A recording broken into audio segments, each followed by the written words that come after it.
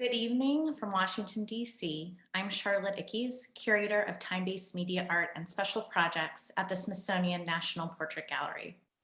It is my great pleasure to welcome you to tonight's very special event with the groundbreaking artist Howardena Pindell and two incredible curators, Valerie Cassel Oliver and Naomi Beckwith. And I want to thank all three of them so very much for being here tonight. We will be screening Pindell's iconic 1980 video, Free White and 21, which came as a generous gift from Garth Grennan to the Portrait Gallery's growing time-based media art collection. After the screening, Howardena, Valerie, Naomi, and I will be in conversation.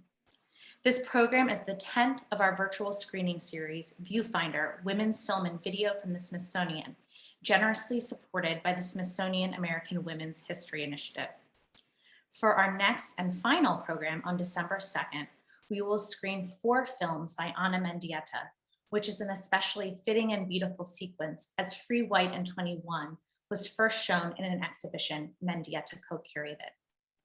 To register for this event and to view recordings of past programs, please visit our Viewfinder website and the link will be placed in the chat momentarily.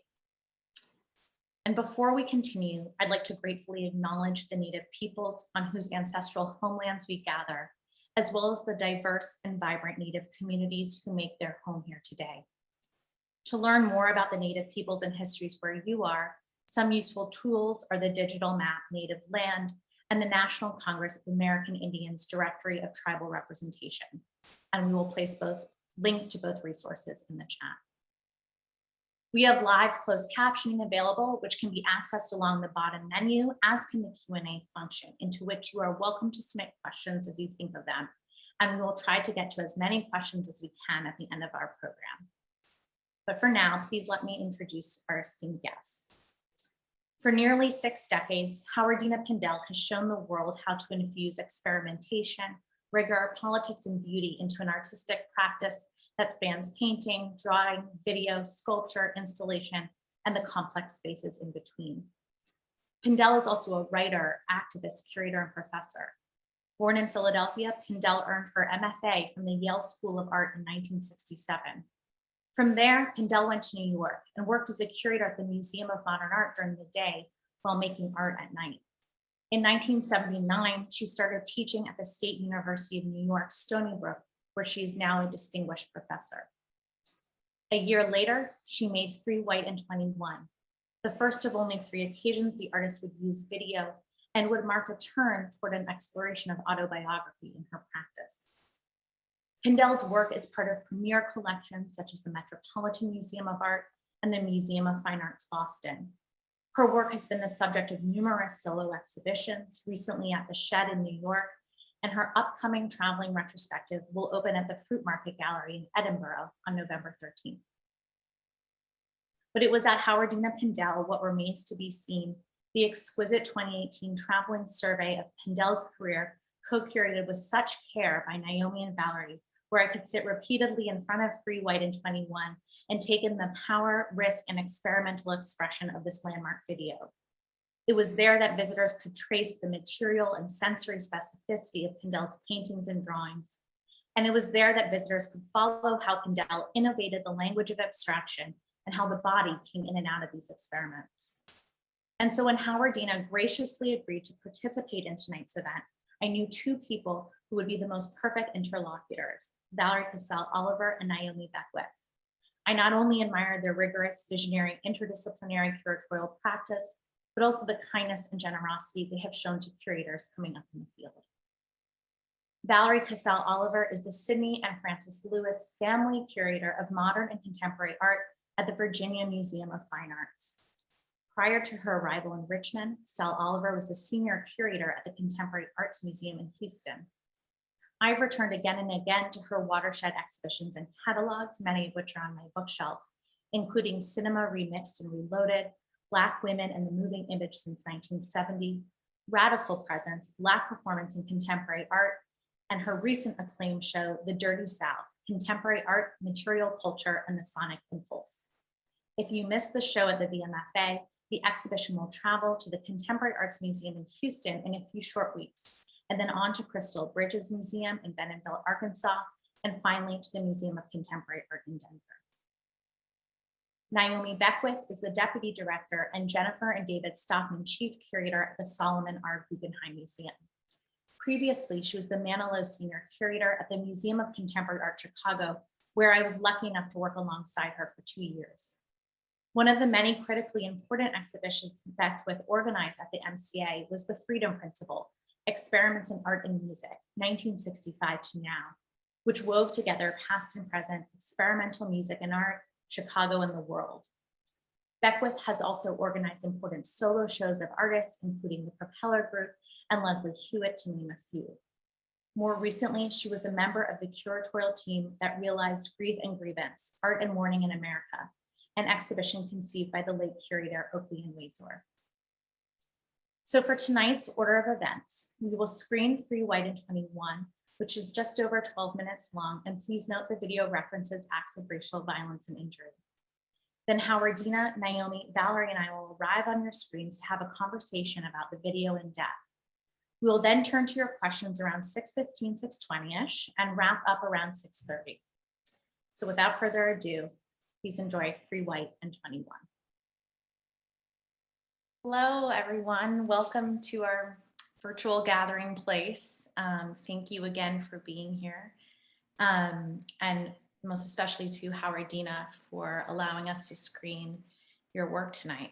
I'm going to hand things over to our resident experts, Valerie and Naomi, to kick things off, to talk in depth about the video and also their interest in the video and how it played a role in conceiving of their exhibition. So it's all yours. Well, I'll kick things off as a resident student.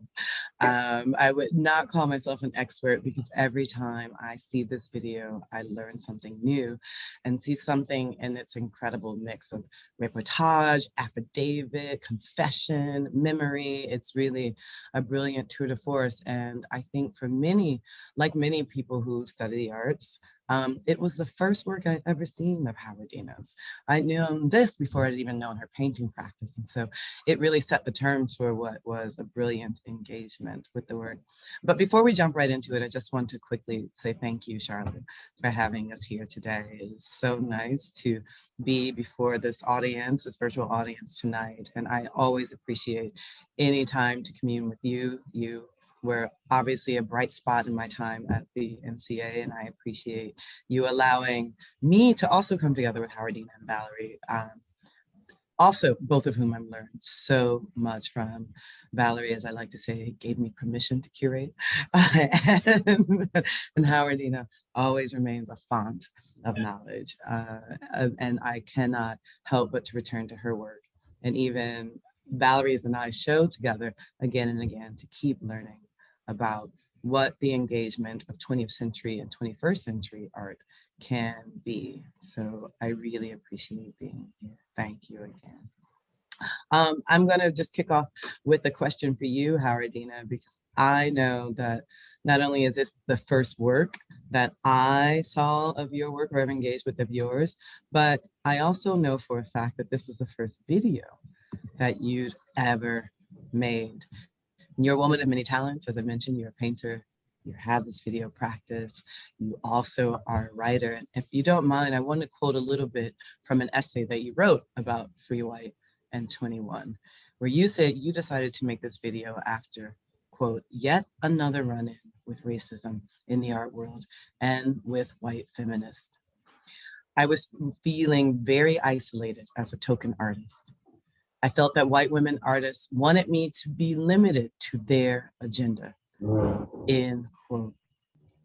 Howardena, would you mind elaborating on this? Why go to video after this sense of frustration with these artists?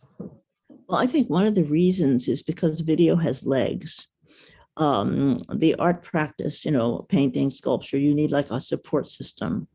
But like performance, if you do it originally, well, anyway, I'll talk about that later. But a performance piece is limited by time and place. And so the video, I felt, was the perfect way to get across what I was feeling. I was having run-ins with the white feminists. I was one of the founders of AIR Gallery. I was the only non-white member of the gallery. Ana Mendieta, after I left, became also a gallery member. But I would have run-ins, like, for example, when I was at MoMA, the white women, and I don't know if it was just AIR, I think it was just a group of white women, called me in my office at the museum. They were outside picketing, and they demanded that I come down and picket with them. And I said no, because I am the single breadwinner. They were all married and had husbands who paid the bills. So they were kind of annoyed that I wouldn't do that. Then when I was in a car accident in 79, I think, yeah, 79, when I returned from the hospital, I was in the hospital for about 2 weeks. I had a head injury, memory problems, you name it. And my parents were very kind and lived with me in my loft for a while. And literally, as I walked in the door, the phone rang. And it was one of the white feminists demanding that I write her a reference letter. I don't know if she knew that I was no longer with the Modern. But anyway, she insisted I write this letter. And I tried to explain, I've just come in from the hospital. I was in an accident. And she didn't want to hear anything about it. I never wrote the letter. Then I remember the white women were so excited. There was a Madison Avenue gallery that had a show that was 50% men and 50% women, but they were all white. And so I said to the white women, hey, wait a minute, there are no people of color. And their response was, but we're women. Okay. I did a presentation of Free White and 21 at the University of Vermont in Burlington. And I remember a young white woman in the audience stood up and said, well, do you feel better now? Anyway, one of the members at AIR, one of the founding members, was always irritated at my presence. And after I left the gallery in the early 70s, she would say at meetings, and this kept coming back to me for years, she would say, Howardena does not know she's Black. So, I got a little pissed off after a while, and I kind of bubbled up with this idea of a video. And Maria Leno, I don't even know where I met her, but she volunteered to film it for me. She brought two women, they were both white, crew. She herself was Latino. And we made about, I think it's an hour's worth.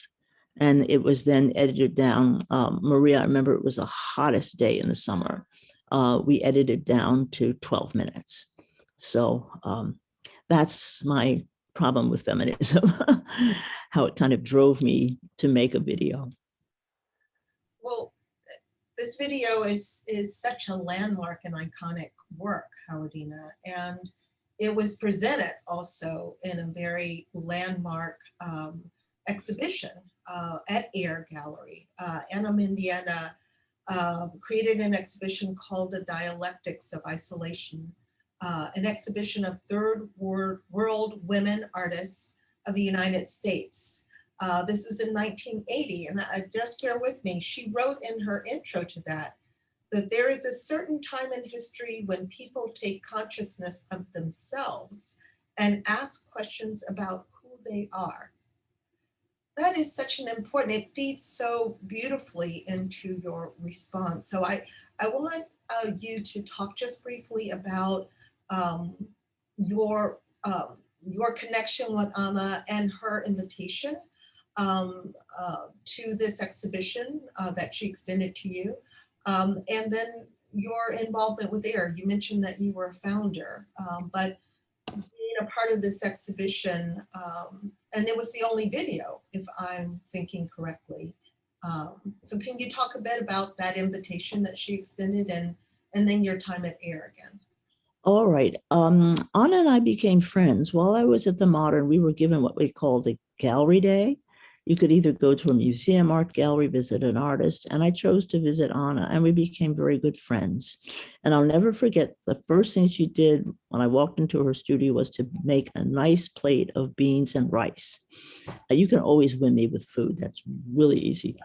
Anyway, and I didn't consider myself a video artist at that time. And we were just friends, she would always take me out for my birthday. And I left AIR and she joined AIR. And we kind of lost touch with each other. And then she invited me to be in the exhibition. And I think Serena Hashmi was part of it. There was a First Nation young woman who was part of it. I believe there was an Asian woman part of it.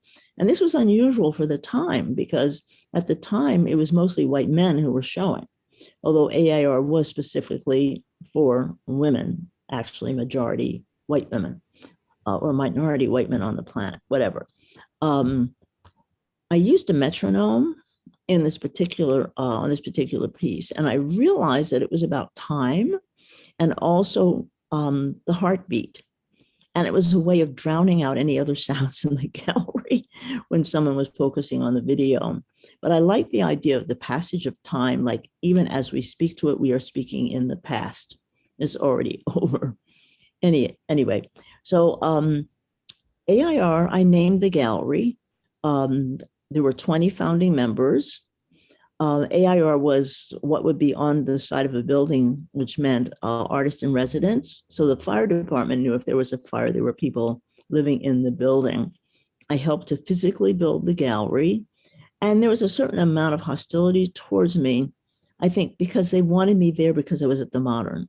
And the fact that I did not, sort of flush out all the curators from painting and sculpture and, drag them screaming down to the gallery. I guess they were just basically disappointed in me that I didn't provide that kind of arrangement, so that a wider audience in the museum world would see their work. But it was a landmark gallery. At the time, white men were mainly the only people who were showing, and there were a few exceptions that they were mainly white women. Anyway, so my tie with AIR actually continued after I left. I had a show after living in Japan of work inspired by Japan. A member had a death in the family, and so I bought her showtime, and they accepted the fact, that I could show. So I did have like an ongoing relationship with them, but I still kept hearing that this particular member kept telling groups of people that I didn't know I was Black. And that was really annoying. Anyway, so that's my answer. Can I do a quick follow-up?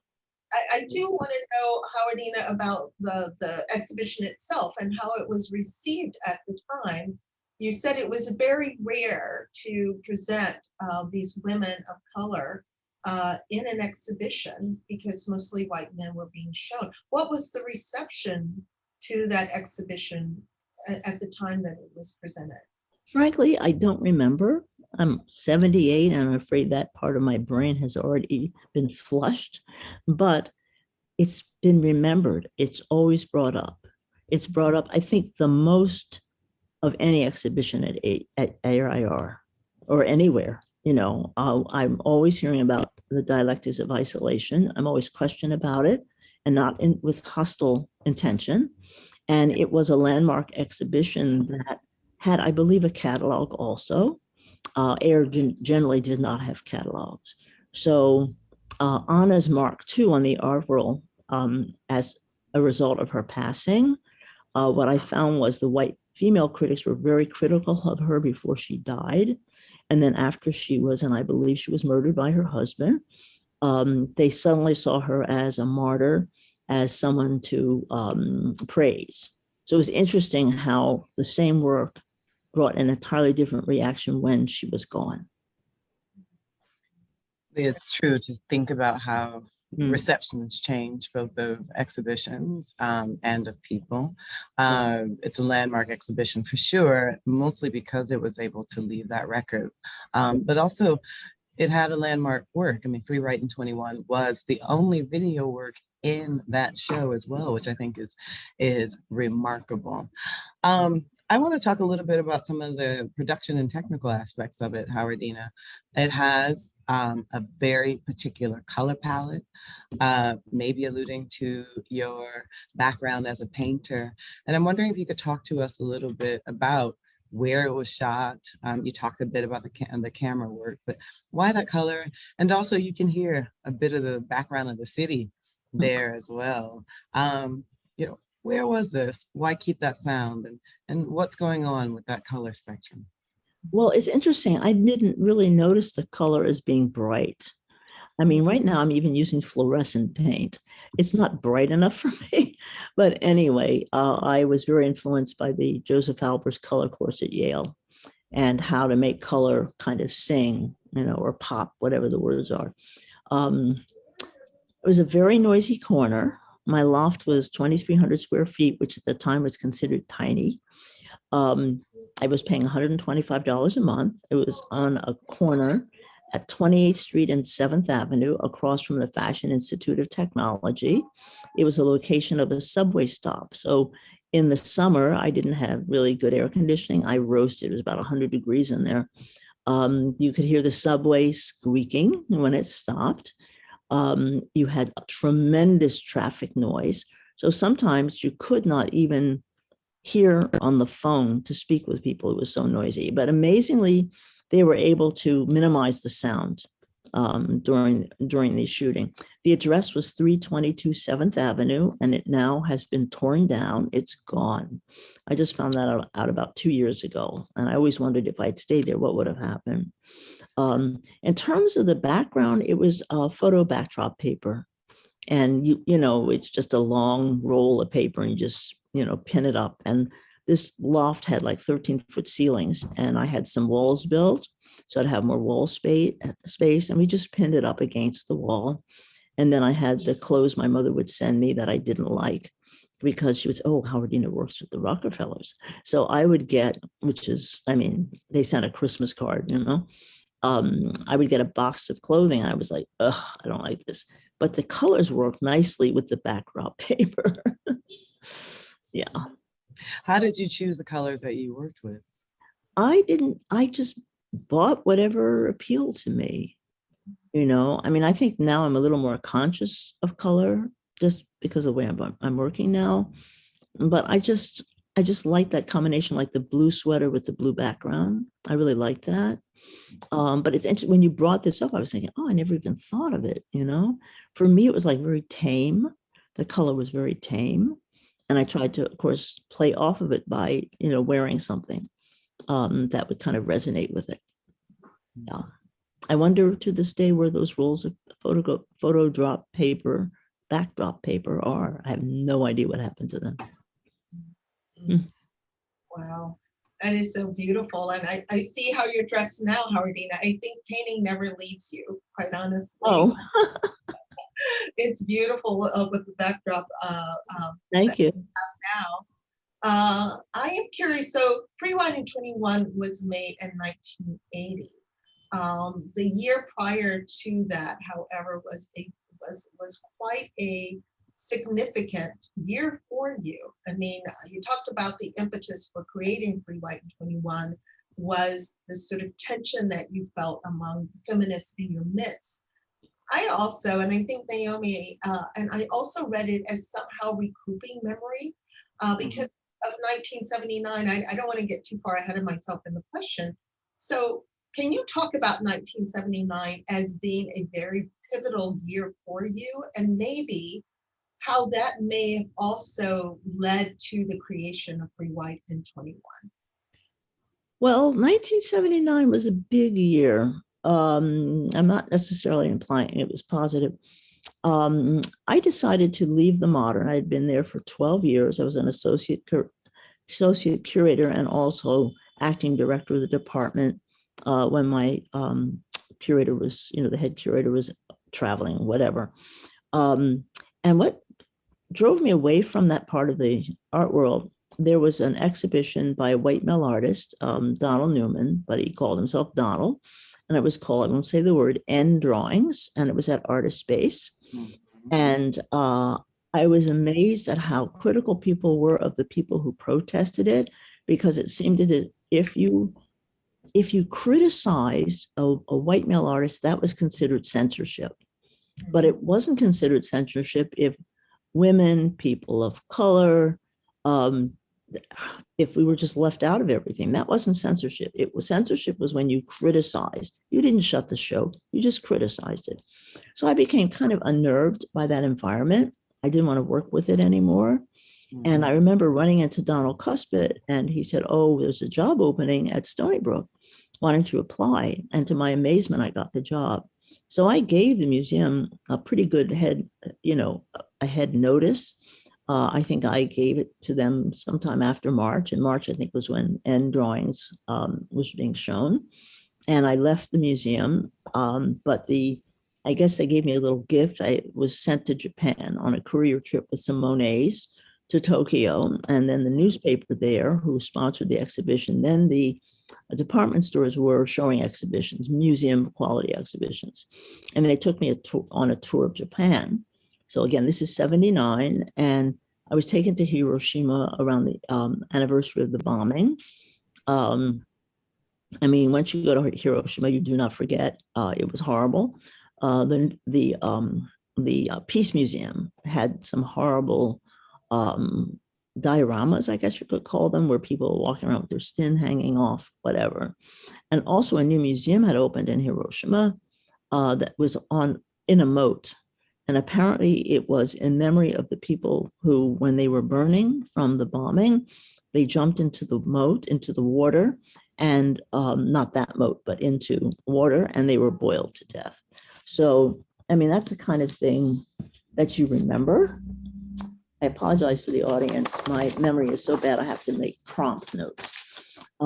So the museum, the Peace Museum influenced me a great deal. And I did a piece afterwards called Hiroshima Disguised. The car accident, when I was on the way to school and I was being driven, the VW Bug, by Donald Cuspit, we got hit by a woman whose husband was head of the Fine Arts Center at Stony Brook. She was on back medication. She was a former nun. He was a former priest. And so we called it kind of an act of God. I ended up with a concussion. I still have memory stuff. I had memory loss. I couldn't read the printed page. I couldn't read a clock. I could not lift my head. It was not Donald Cuspit's fault. She drove across the medium strip into oncoming traffic. The woman who was in the front seat was an art critic coming to see my show at Stony Brook, and she went out the front window. I think she had 13 broken ribs, something like that, but she refused to stay in the hospital. I think she eventually sued, but because she left the hospital, they didn't give her very much money. Now it's interesting, she's tied into Free White and 21. She arranged for me to have a show at the Cyrus Gallery, which was run by a private family. I think they were from Iran. And the show got the College Art Award for the best show or performance. And that is where I also showed Free White and 21. She was very angry about Free White and 21. She demanded I remove it from the exhibition. And I refused to do that. And so she went to the art dealer and said, you must take this out of the exhibition. And he refused to do it. So she basically said she would never speak to me again. And she didn't. She was gone. That was it. But I was not going to let her tell me, what to do. The tape is 1980, but I would say that the basic narrative really grew out of what I went through in 1979. What I found was after the accident, I had an urgent need to express my opinion. And I just felt, I had a funny little saying, I would say, never know, you may wake up dead. Because I remember being in the ambulance and like I was out and I had some weird, I don't know what it was, some dream state I was in. And then when I got back in the body, it was almost like a clunk sound, like boom. It was very strange. Anyway, so I felt, I think with Free White and 21, that was part of my push to express my opinion and not to do it through a painting or a drawing or a sculpture, but to do it through a portable medium. And that's why I chose video. It took me 25 years to do the next one, but anyhow. But it is true that 1979 was pivotal, besides the inward show that gave you a sense of politics. And of course, inspired your first video, gave you obviously this massive career change, gave you a serious concussion and a head injury. It also gave you a new direction for all your art. Yeah. Free White and 21 is full of, as I said at the top, these these stories that you are recounting for people as a kind of both confession, but I think testimonial. Yeah. And it's something that even carries into your painting practice too. Yeah. Yeah. So why did it become so important for you then to shift from what felt like pure abstract work into a kind of form that could include these stories, including stories of your mother? They're not just personal stories. Yeah. Well, I was trained as a figurative painter, and Philadelphia is an extremely conservative city. And you have like the Pennsylvania Academy of Fine Arts, extremely conservative. Even, the little Saturday programs I went to as a young student, it was all conservative, figurative. Boston U was extremely conservative figure. I remember the teachers stopped talking to me when I got into Yale. They felt that I would I was a good figurative painter. Anyway, but it gave me the freedom to include figuration and abstraction. I would say, I don't know, I liked combining the two. And then eventually I was starting to use text. And that started to happen, I think, in the late 1980s or maybe early 1990s, whatever. I also found I was putting my body in the work as part of adding, a part of myself. And that came after the accident. I think it was a sense of my body and that I may not last, or I may last, but I wanted to leave an imprint. So I would lie down on the canvas and trace myself and then cut it out and sew it back in. And then I started thinking, this is about honest death. I had a very weird experience. After the accident, it made me really sensitive. I won't say I was psychic, but I was sensitive. And it was my birthday, and Anna and Carl took me out. And they both like to drink. I just drink water. And I remember I was sitting there, and then a thought went through my mind. I don't know if any of you have had that happen. It just a thought went through my mind, said he's going to kill her with his hands. And I was like, oh my God, what do I do with this? This is terrible. I had to let it go. What do you do? Just turn to her and say, he's going to kill you with his hand. I mean, awful, awful, awful. Anyway, so I found, having left the museum, that I started dealing, because I started reading, I started researching. I started doing, I think probably too after Anna's death, that I felt very strongly about it and how he got away with it and how the art world propped him up with expensive lawyers. I started dealing with the racism, the sexism, the colonialism, voting rights, slavery. Like India, for example, has 2/3 of the world slaves, and it's called a democracy. I just wanted to know more and more. I'm a bookaholic. I mean, I had to take my bookcase down here because it was making the floor cave in. So anyway, I would say the accident after the museum, after leaving, was my clear motivator, in that I got the sense of impermanence and the fact that one could be here one day and gone tomorrow. Yeah. It's this notion of imprint and autobiography, because as Naomi mentioned, you work in all of these different media, and the sense that somehow Free White and 21 becomes a part of the autobiographical series, but as moving image as opposed to the static image.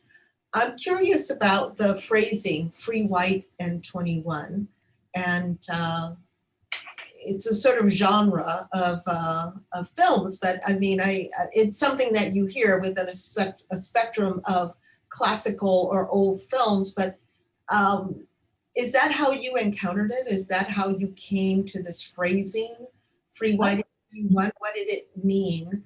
What does it mean to you, the term Free White and 21? Well, I used to go to the movies a lot when I was a kid, even during Jim Crow. Philadelphia wasn't segregated de jure by law, but it was clear when whites didn't want you around. And I know I went to a lot of movies. I know it's a term that was used in a movie in 1956 it was generally a Hollywood term in the 1930s in movies. And then there was another movie, see, I have the date here, 1968. There was another movie that used it, but it was something that I heard, I think, early on that kind of stuck in my head, like I'm free when I'm 21, as a kind of arrogant statement of, what's the word? Where one's position in society was, as opposed to like a person of color was considered, what was it in the 3/5 of a man? Is that it? 3/5? Yeah. So, and I grew up in the 1940s with Jim Crow, segregation, and of course, de facto segregation in Philadelphia. And in the like 2021, I'm thinking, oh my God, now I can say it. For some reason, I couldn't say it before.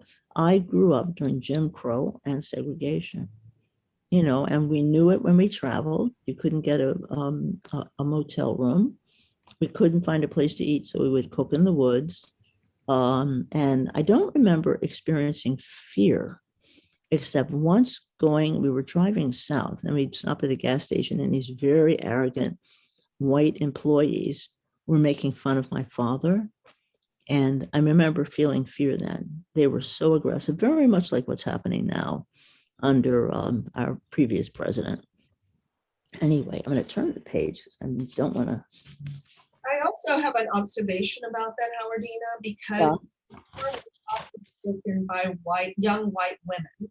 And so when you talk about these slights that you experience, particularly at the hands of white feminists in the 1960s, late 60s, 70s, it all seems to feed into that, particularly with this antagonist in the narrative that you present. Yes. Well, I just kept running into it, and I would usually be like the only person of color in the room or in the group, but it was as if I was supposed to be cloned by them. I was supposed to be a white woman with dark skin. But if I brought up, for example, I was in a women's consciousness group that had some very famous white women artists in it, they didn't want to hear about race. They basically said, when I start to talk, that's politics. We don't want to talk about it. They would shut me down. And I just felt really disappointed. And then someone actually sent someone to me to say, would you please cooperate? In other words, shut up talking about race. Mm-hmm. Oh, yeah. Because I remember I was on a radio program, I think it was WBAI, it's a social activist station. And I think after that program, because I talked about some of the issues I'd run into, that's when someone came to me and said, please cooperate. So, no love. Howardena, it's clear to me that you are wonderfully uncooperative. I would consider in many ways this work, in addition to being a memoir, also a protest piece. And I think that's incredibly important. But we're also now talking about this work under the auspices of the National Portrait Gallery. And so I'm really interested in your take on thinking about this video work as a portrait of sorts. And if so, if we could think of it as a portrait of whom and of what? I think it's a portrait of a time, although I think we're headed towards, I feel, fascism, and that this tape would stand as being accurate for the time now. Let's say within a year or so, I suspect that because of the voter suppression laws, because of the Republican governors, we are going to be facing a really hard time, and that the tape will be, shall we say, refreshed. I'll put it that way. That some of the things I expressed will become more, some things that are now going to happen again. I basically improvised the tape. I knew what I wanted to talk about, but I mean, like now at 78, I have prompts on a list of questions. But then it just sort of bubbled up, out of me. And one thing I was proud of was having all women, a Latino woman, 2 white women, and myself to create this. And it was actually entered early after it was made into a competition of video work. And the juror rejected it because they said it was too divisive, too divisive. Yeah. So, I was just kind of used to always being rejected. What was it? Franklin Furnace gave me a showing one night, and they said they'd pay me $200 and they were going to charge people to watch 12 minutes. I said, keep your money and let people in for free. And apparently the whites that saw it were shocked. It's like it was a total shock to them, what they saw. And they weren't necessarily happy to be shocked. Yeah. Well, Howardena, there is a saying that well-behaved women rarely make history. And we are so happy that you did not behave, that you persisted. And Yeah.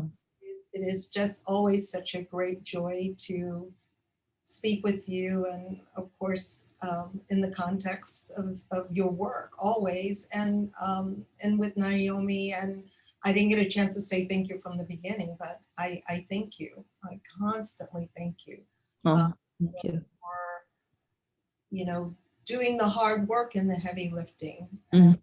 Life is incredibly cyclical. It's the great joy and it's the great pain that we come full circle to issues again and again and again.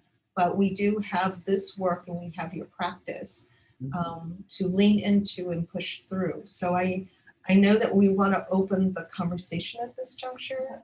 So Charlotte, I'll let you.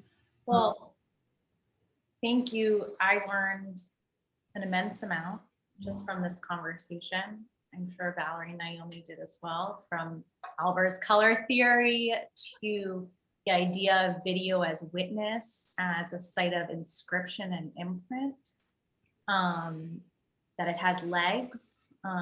These are all, and the history of women in video, and that radical history. So thank you, Howardena, for these most generous and insightful answers. There is a question in the chat that's actually related to a question I wanted to ask Naomi and Valerie as curators. This, from what I remember at the MCA at least, this work was projected very large with the sound and the metronome, and it had its own kind of space, right? And these are curatorial decisions that you make. And I'm curious that this, one of our audience members, what would you put around this work in a museum exhibition? And so as 2 people who have done that, how did this work shape your thinking around organizing this tremendous survey of decades of Howardena's practice that are in various media? What was your relationship to the work and thinking about both the conceptual conceit of the show and also really the spatial logic of the show, and how you marry those two? Well, thank you for whomever posted that question. I'm sorry, Val. Can I say something briefly? I've lost all of you. I can hear you though, so I'll just answer what you wanted to. We see you, Howardena, and we hear you. You see me? I don't see anybody. You're still with us. You're still there, still yeah. with us. Okay. Yeah. All righty.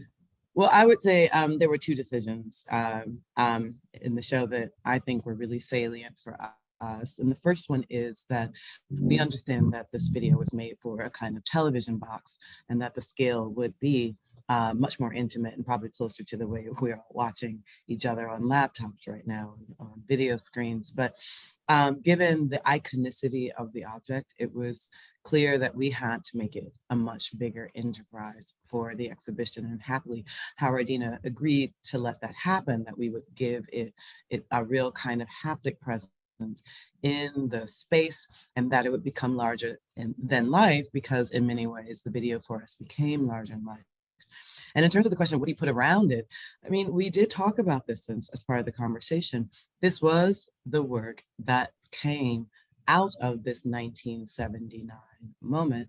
And so we gave it its own space in the exhibition's large sort of video presentation, but it wasn't isolated in a room.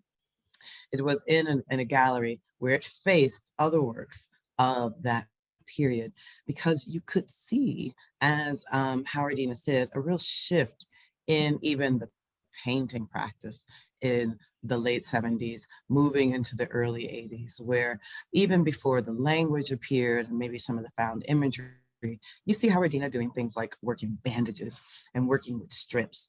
And it's exactly this kind of strip and bandage work that alludes to the car accident, but also is a feature of the video itself. And so there's a real conversation between this video and the work. And I think it's important to think about this video as a continuum even of the painting practice, and not a kind of isolated singular thing, but something that's really been in conversation with the other material aspects of Howardena's work. Right. And I mean, yes, at the MCA, we did present it also at the Virginia Museum of Fine Arts. And in that, we played with the notion of scale. It did get presented. It was presented again on the box with the metronome at the Virginia Museum of Fine Arts. So we really did play with the presentation. But I think Naomi is absolutely right. I mean, the decision to project it large, we did maintain the sound of the metronome even with the projection. It was wonderful because it came in the immediate aftermath of a sort of break that was filled with more interpretive material about 1979, because it was such a pivotal year. So you walk through this passage of time with 1979, and then you encountered the projection of Free, White, and 21.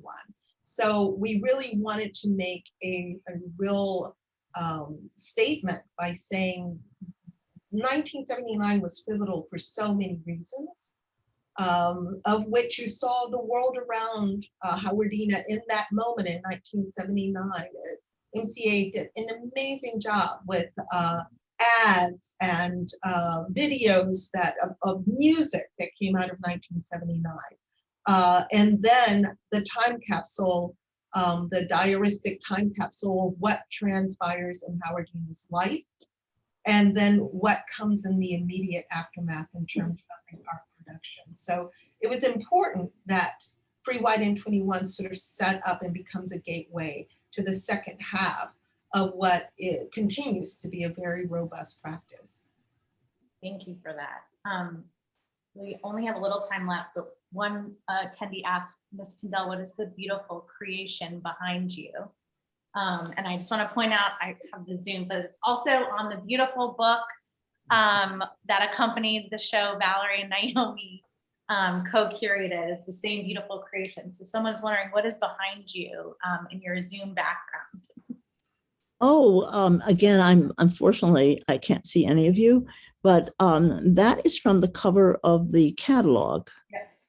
And I can't remember the date or the time, but it's not a big piece at all to work on paper. And I'm someone obsessed with circles, which began back in Kentucky during segregation, going with my father to a root beer stand. We were driving around. My mother and her sisters they lived in southern Ohio, and they were hanging out. So my father and I drove around into northern Kentucky, and we bought some root beer mugs, chilled. And at the bottom of the mug was a big giant red circle, which meant this is for non-whites, this particular dishware, glassware, whatever. In fact, I found the other day, I have the mug right up here on my my little, not like a bookcase, whatever. I had forgotten about it, and I lifted it up, and there was that big red circle looking at me. Wow. And I didn't realize you actually had the mug, Howardena. I didn't realize you kept it. Me either. I didn't take the mug. I just found a mug that looked just like it. Interesting. We learn so much. Naomi Always. We are Everyone. all students of Howardena. We learn every time we, which is just amazing. Absolutely.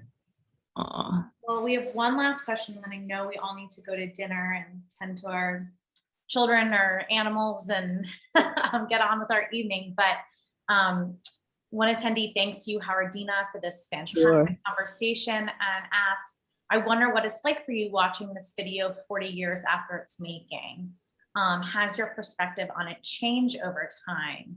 Are there aspects of it that you see differently now? Well, I see it as amazing that I was speaking out so strongly then.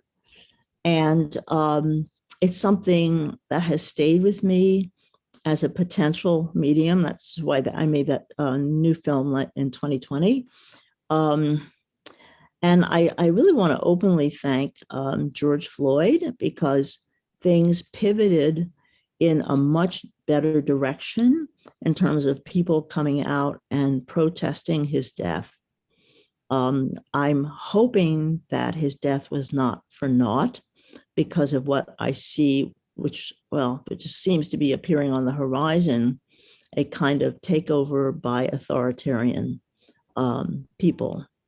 So I want to thank George Floyd, because in a way, even though it was made a long time ago, it was kind of made for him too, in terms of what he went through and what his family went through. And I want to thank the young woman who videoed the police officer that had his knee on his neck.